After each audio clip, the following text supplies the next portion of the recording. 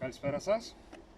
Σήμερα, εφόσον σας έχουμε παρουσιάσει τα δύο καινούργια προϊόντα της εταιρείας Bluebird, το αλυσοπρίωνο μπαταρίας στο 2204, ό,τι πιο ελαφρύ κυκλοφορεί αυτή τη στιγμή στην ελληνική αγορά από αλυσοπρίωνο, αλλά και το ψαλίδι αντίστοιχα, το 2223 στα 880 γραμμάρια μόλις.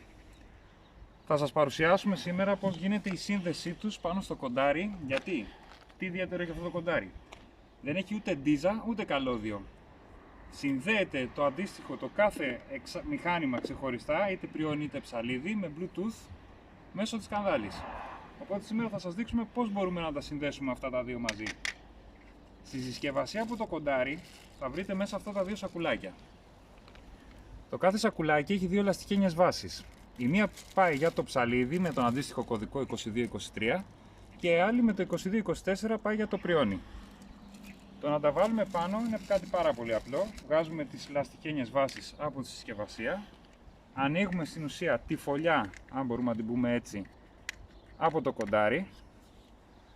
Βλέπετε τους οδηγούς, τα νυχάκια αυτά εδώ, μπαίνουν και φωλιάζουν οι ελαστικένιες βάσεις μέσα σε αυτά τα νυχάκια. Πάντα σβηστό το πριόνι και το προσαρμόζουμε μέσα εδώ. Κλείνουμε αντίστοιχα τη φωλιά. Σφίγγουμε καλά. Πάντα. Τέλεια. Ωραία. Εφόσον έχουμε κουμπώσει το πριόνι πάνω στο κοντάρι,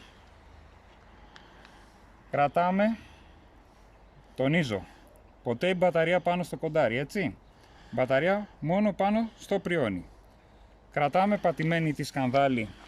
Εδώ φαινόμαστε και τα λαμπάκια. Κρατάμε πατημένη τη σκανδάλη στο πριόνι και πατάμε το διακόπτη να τον ανοίξουμε. Ανοίξαν και τα τρία.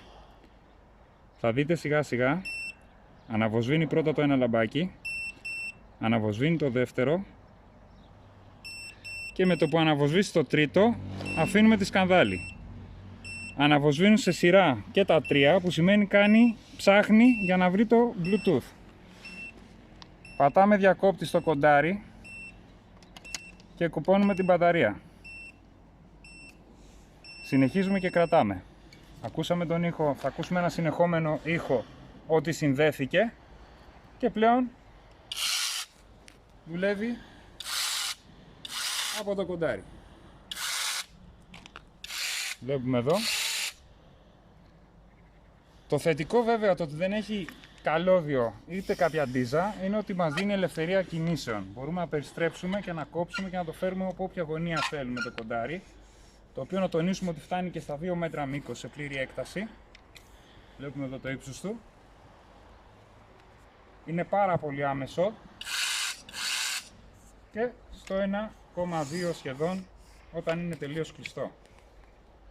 Πάμε να δούμε και τι ευκολία έχει στο κόψιμό του. Θα κόψουμε ένα κυπαρτσάκι εδώ, θα σπάσει από το χιόνι. Βλέπουμε. Δεν πιέζουμε ποτέ το πριόνι να κόψουμε το ζόρι. Πάντα το αφήνουμε με την κίνηση και την ταχύτητα αυτού να κατέβει και να κόψει. Ωραία. Όπως δείξαμε και στο προηγούμενο βίντεο το πώς προσαρμόζουμε το πριόνι, έτσι αντίστοιχα προσαρμόζουμε και το ψαλίδι επάνω στο κοντάρι.